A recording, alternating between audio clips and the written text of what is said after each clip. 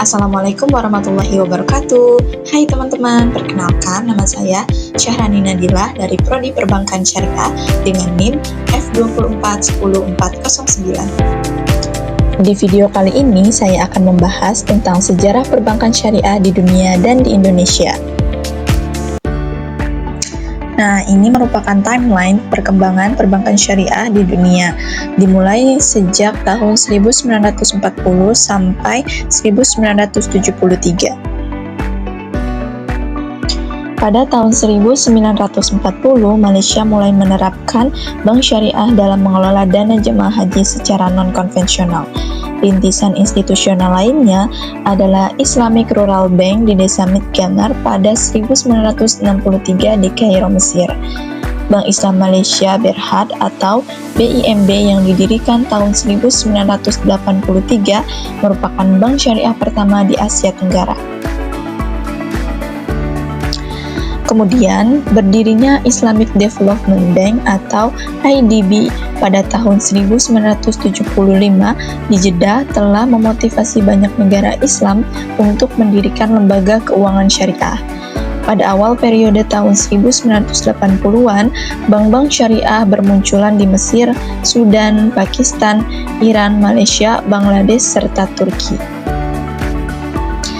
Di Pakistan, perkembangan bank syariah terjadi pada tahun 1979 ketika sistem bunga dihapuskan dari operasional 3 institusi.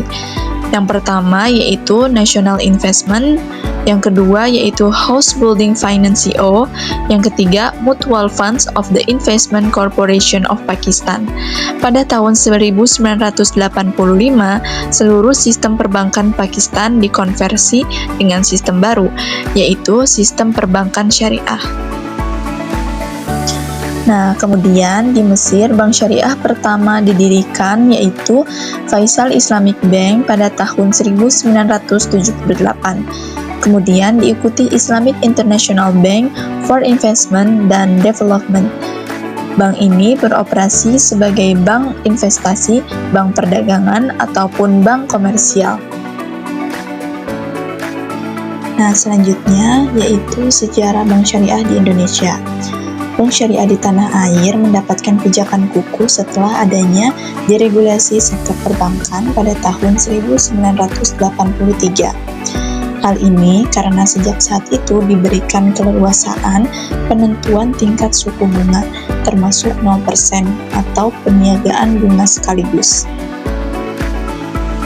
Akan tetapi, kesempatan ini belum dimanfaatkan karena tidak diperkenankan untuk membuka kantor baru.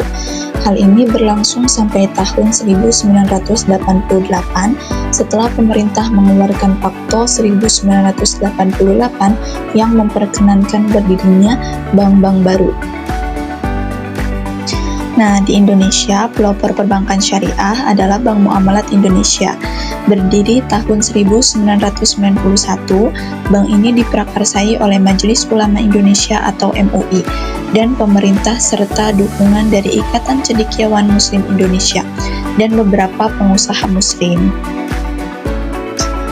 Akan tetapi, ketika Indonesia dilanda krisis moneter yang memporak-porandakan sebagian besar perekonomian Asia Tenggara, Bank Muamalat, yaitu bank syariah pertama di Indonesia yang mulai beroperasi pada tahun 1992, pun terimbas dampak krisis awal tersebut.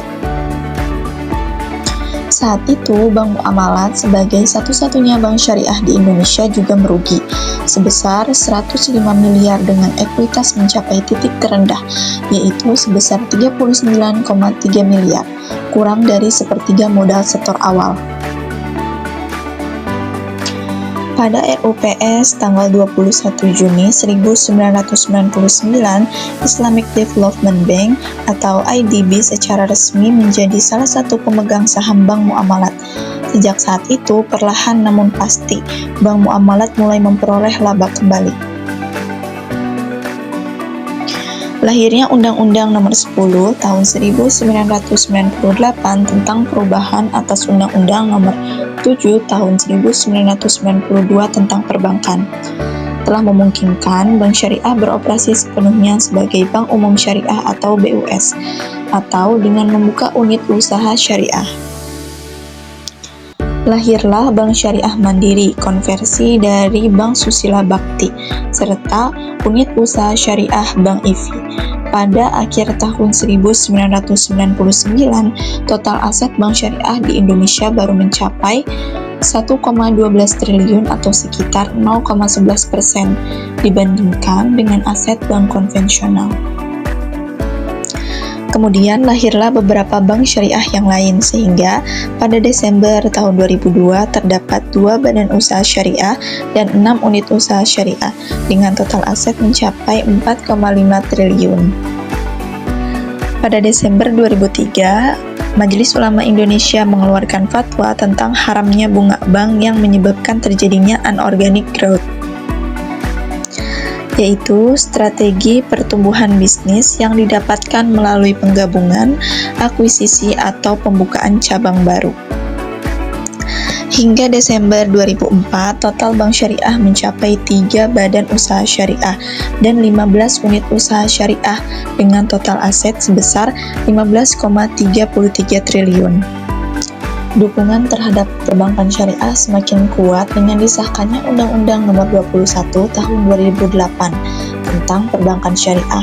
Pada Oktober 2009, telah ada 6 badan usaha syariah dan 25 unit usaha syariah dengan total aset sebesar 59,68 triliun rupiah atau 2,4% dibandingkan dengan aset bank konvensional, dan berhasil menyerap lebih dari 17.000 pekerja. Data ini belum termasuk Bank Pembiayaan Rakyat Syariah atau BPRS. Nah, dilihat secara makroekonomi, pengembangan bank syariah di Indonesia memiliki peluang besar karena peluang pasarnya yang sesuai dengan mayoritas penduduk di negeri ini yang mayoritas adalah Muslim.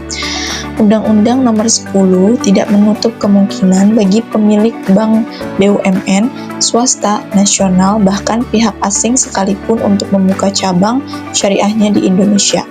Terbukanya kesempatan ini jelas akan memperbesar peluang transaksi keuangan di dunia perbankan kita, terutama bila terjalin hubungan kerjasama antar bank syariah. Nah, sekian yang dapat saya sampaikan. Kurang dan lebihnya mohon maaf. Semoga video ini bermanfaat dan terima kasih telah menonton sampai akhir video. Wassalamualaikum warahmatullahi wabarakatuh.